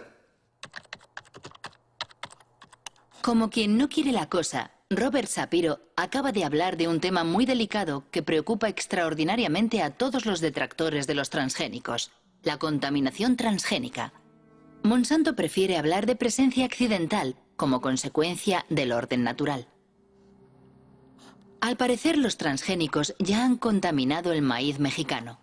Eso es lo que demuestra un estudio publicado por la revista científica Nature, firmado por el profesor Ignacio Chapela, de la Universidad de Berkeley. El artículo ha provocado una intensa polémica.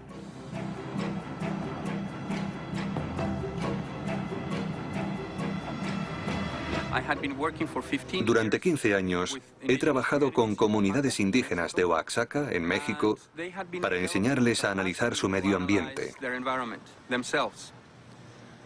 Uno de mis estudiantes les está enseñando a detectar los alimentos transgénicos.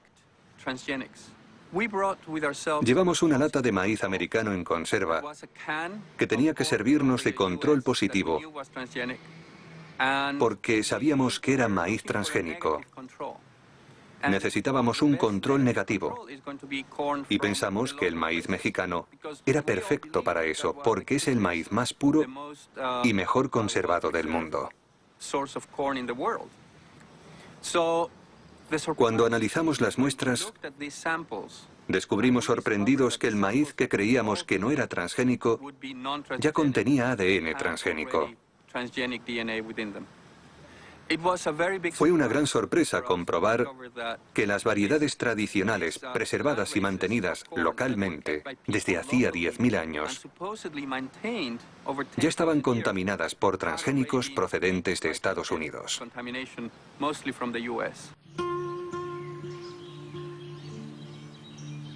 México es el lugar originario del maíz. En la región de Oaxaca, al sur del país, existen más de 150 variedades locales. Esa gran biodiversidad es un tesoro universal que protege la reserva genética de maíz conservada por millones de campesinos mexicanos. ¿Este maíz es para la familia? Sí, para la familia nada más. Hace tortillas. Pero siempre de este tamaño, así limpio, se recoge para semilla, para el otro año. ¿Nunca compra semillas afuera? No. ¿Se intercambia? Sí, trueque de la antigüedad.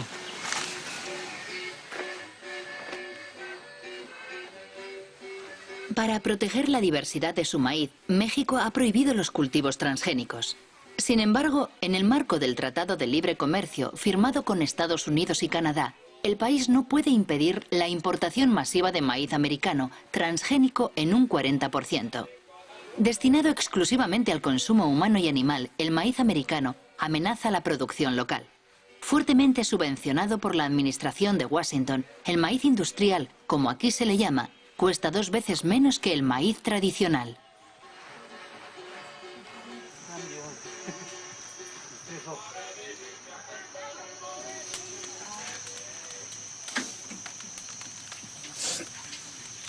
¿La tortilla siempre se hace con maíz criollo? Sí. Natural, rinde más. Sí. Y alimenta más porque es de la tierra pura.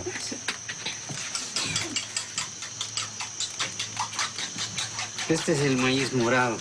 Antiguamente mis abuelitos sembraban. Ahorita se sigue conservando. Así es. Antes de la conquista ya. Sí. No, y ya viene la otra conquista. ¿Cuál es la otra conquista? Transgénico, pues. El transgénico. Para tumbar esto. Y desaparecer lo criollo para que reine el maíz hecho. Vamos a depender mucho de eso porque vamos a tener que poner fertilizante que ellos vendan, insecticida que ellos vendan. Todo lo que ellos tengan que vender, tenemos que comprarlo para que haya maíz, no va a haber. Sin embargo, el criollo, sin ponerle abono, ni insecticida, ni nada, Por lo menos así está.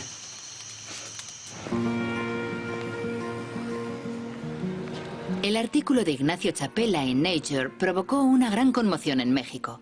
El Instituto Nacional de Ecología confirmó la contaminación del maíz mexicano. Los genes Roundup Ready y BT se han encontrado en el maíz de 5 regiones del país. ¿Qué ocurrirá si el maíz transgénico se cruza con las variedades tradicionales? La doctora Elena Álvarez llevó a cabo la experiencia con una flor local. Introdujo el mismo gen en varios ejemplares de la planta y después observó su crecimiento. Nosotros hemos visto que aún 2 plantas idénticas genéticamente, es decir, tienen todo el genoma idéntico, todos los cromosomas son igualitos y tienen el mismo transgen, pero este transgen está localizado en diferentes sitios, ¿no? Y sin embargo, cuando vamos a analizar el fenotipo, es decir, la forma floral que tienen estas plantas, algunas de ellas son idénticas al tipo silvestre, es una flor normal con 4 pétalos, 4 sépalos que están abajo, y otras son flores aberrantes.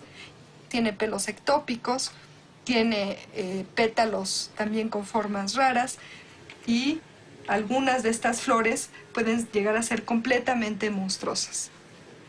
Y la única diferencia entre esta y la que parece silvestre es la localización del transgen, que se insertó en otro sitio por casualidad. ¿Por qué es preocupante? En México, una vez que estas semillas sean liberadas al ambiente, es muy probable que los transgenes vayan y se inserten en los genomas de las razas criollas mexicanas.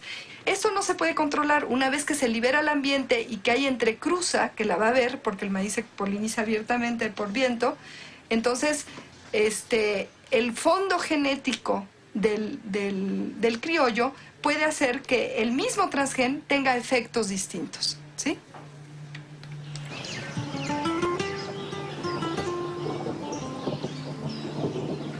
Buenos días, los seguimos invitando para que podamos platicar con ustedes un momento en relación a las actividades que se están produciendo actualmente del maíz, sobre todo por la contaminación por transgénicos. Nosotros estamos muy preocupados. Aldo González dirige una organización indígena. Desde hace 2 años realiza una campaña informativa en las comunidades de Oaxaca. Los temores expresados por la doctora Elena Álvarez ya han sido verificados sobre el terreno. Yo voy a mostrarles ahora algunas imágenes de plantas de maíz que hemos encontrado aquí en la región de la Sierra Juárez y que nos gustaría saber si ustedes las han visto, ¿no? Opa, estas no son. Aquí en esta imagen, por ejemplo, podemos ver cosas raras. Esta planta pues tiene una rama por aquí y otra rama por acá. Las milpas normalmente no salen así. Digamos, sale una hoja y arriba sale un jilote, ¿no? En este caso están saliendo 3 jilotes sobre una sola hoja. Son monstruos. Esa planta nosotros la enviamos a un laboratorio de biotecnología para que detectaran si tenía presencia o no tenía presencia de transgénicos y desgraciadamente nos dio positivo. Miren, plantas como esta las hemos encontrado sobre todo en la calle, en algún jardín, porque seguramente alguien fue a comprar el maíz a la tienda y pues iba caminando y se le cayeron algunos maíces y esos maíces crecieron, ¿no? Y entonces de esa manera es como se puede producir la contaminación a las plantas nativas de maíz. Lo que yo entiendo que en el futuro, si se deja que esto se prolifere dentro de los cultivos de los campesinos, al rato nosotros vamos a tener que comprar maíz porque nuestro maíz ya no va a servir. Es preocupante. ¿Qué debemos de hacer? ¿Cómo le vamos a hacer, no? Una de las recomendaciones que nosotros estamos dando es que si nosotros vemos cosas raras en algún momento, pues le quitemos la espiga, ¿no? Porque la espiga es donde sale el polen. Entonces decimos aguas, ¿sí? Tenemos que ser más vigilantes con nuestras milpas. ¿No le parece que puede ser una estrategia de una compañía como Monsanto lo que no puede alcanzar a nivel legal, lo alcanzas a través de la contaminación? Y nosotros pensamos en un momento dado que la contaminación incluso puede ser hecha a propósito. Si el lugar de origen del maíz está contaminado, ¿qué importa si otro lugar del planeta se contamina? Entonces, esto a quién beneficia solamente a las empresas transnacionales como Monsanto. ¿Cómo reaccionó Monsanto a la publicación del artículo de Ignacio Chapela sobre la contaminación mexicana? Los golpes bajos de Monsanto y el despido del profesor de Berkeley, firmado por Jonathan Matthews, director del GM Watch, un servicio de información sobre los transgénicos con sede en el sur de Inglaterra.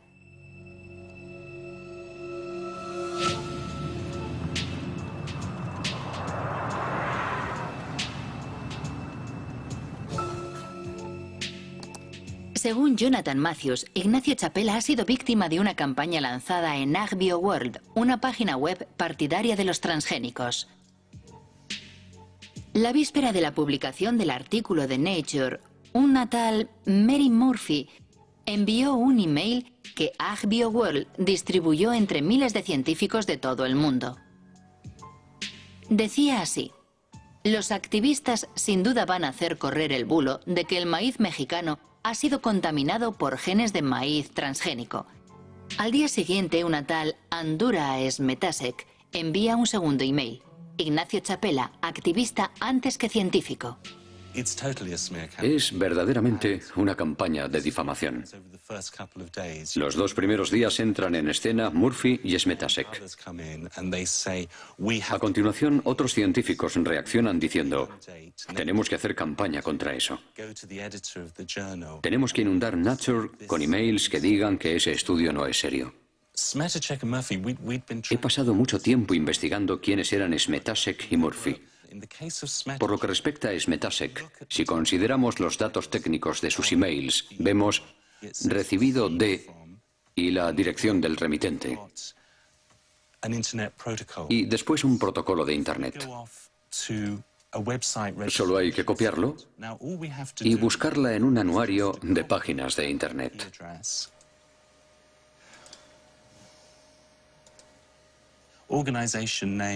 Y descubrimos que la propietaria es la compañía Monsanto de San Luis.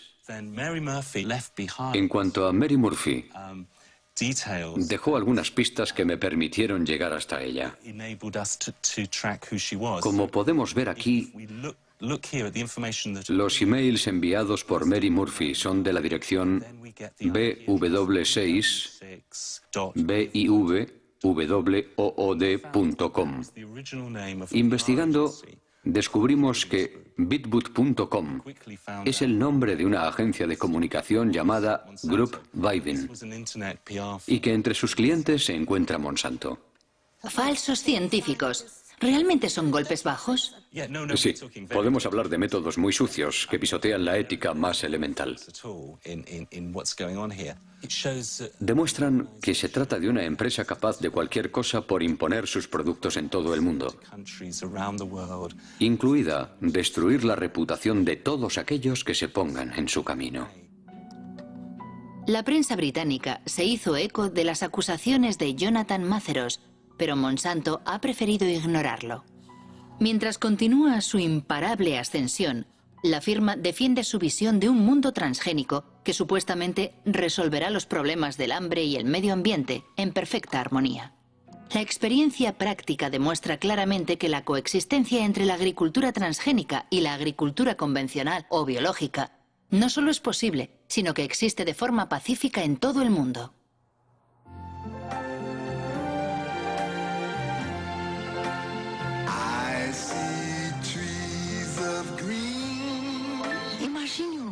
Imagine un mundo que proteja la naturaleza, la tierra, los ríos,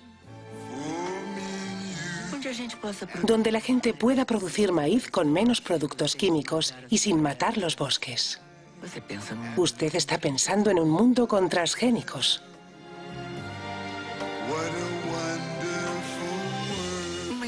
Una iniciativa de Monsanto con el apoyo de la Asociación Brasileña de Nutrición.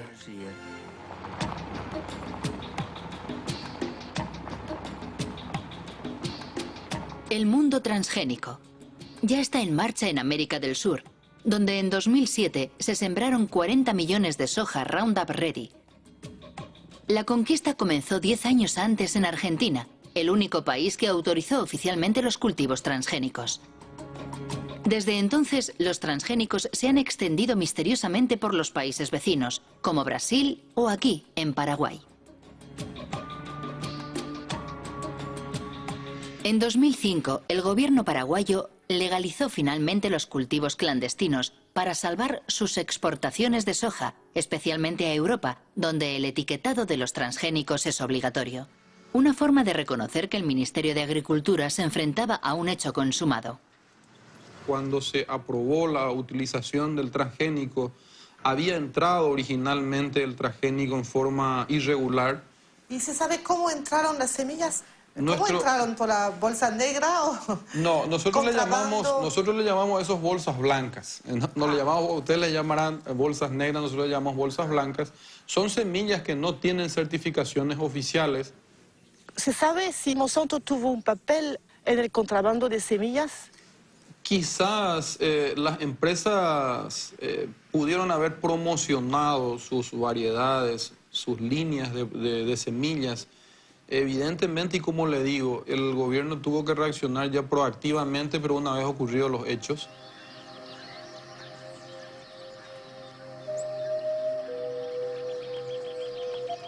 Sea cual fuere su origen, el contrabando fue un buen negocio para Monsanto.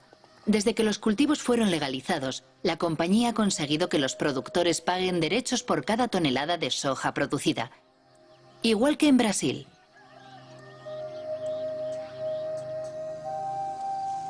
Desde entonces, la deforestación avanza imparable en Paraguay, expulsando a la fuerza a los pequeños campesinos que se niegan a abandonar sus pequeñas parcelas.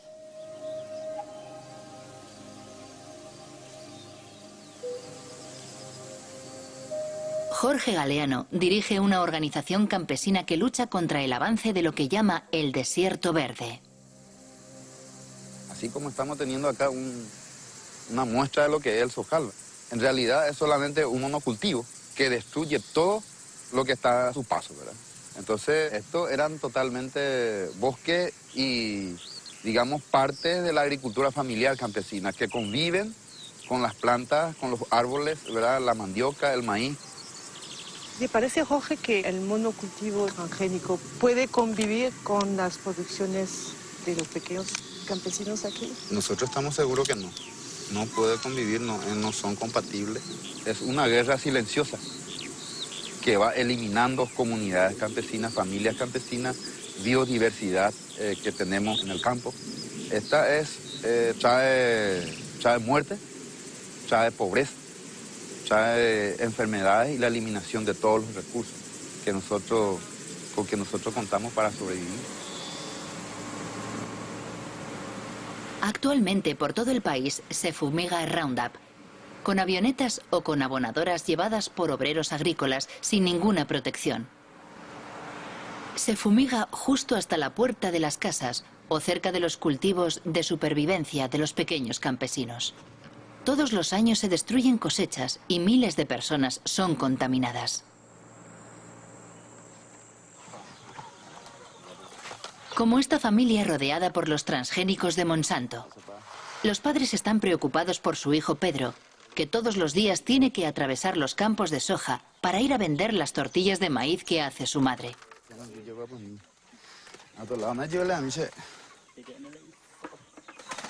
¿Desde cuándo tiene eso? Le empezó hace 15 días. Empezó por el pie. Y después se le extendió. Así fue como empezó. ¿Le duele la cabeza?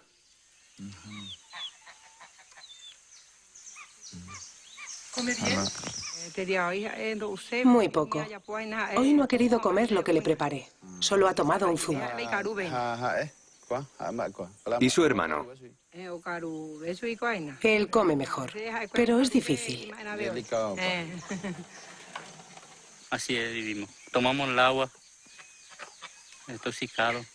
muriendo de nosotros 60 patos con gansos. Ahí viene y enseguida cae y muere.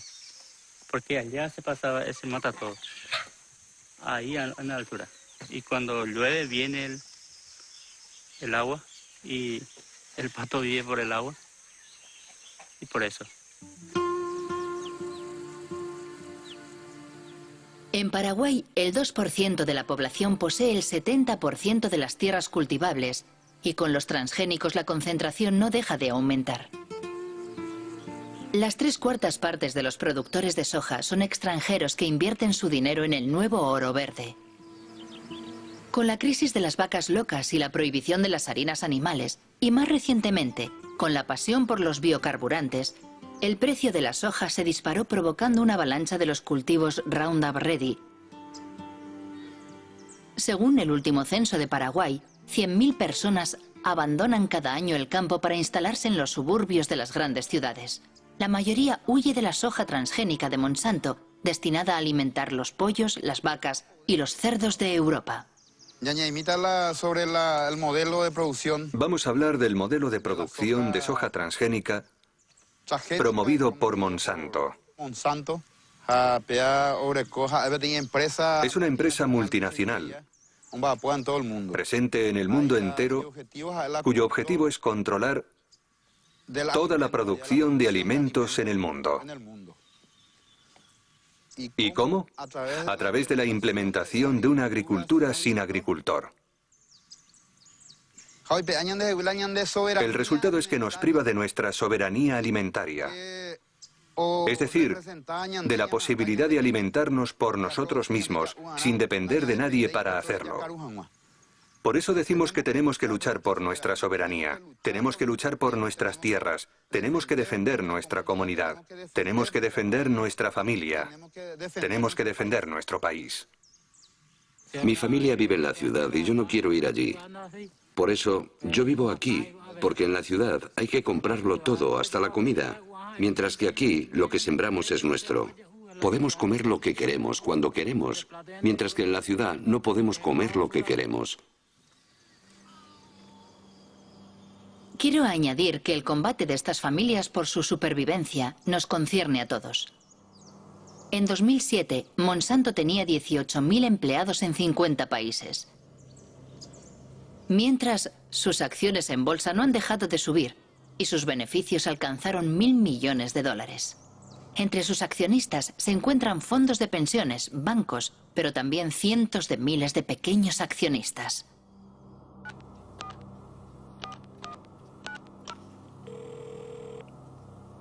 ¿Chris Horner? Hola, Christopher Horner. Soy Marie-Monique Robin, de Francia. Agradecemos su insistencia solicitando una entrevista. Pero hemos tenido algunas conversaciones internas y no hemos cambiado de opinión. De forma que no tenemos ninguna razón para participar en su documental, porque sospechamos que no será muy positivo para nosotros.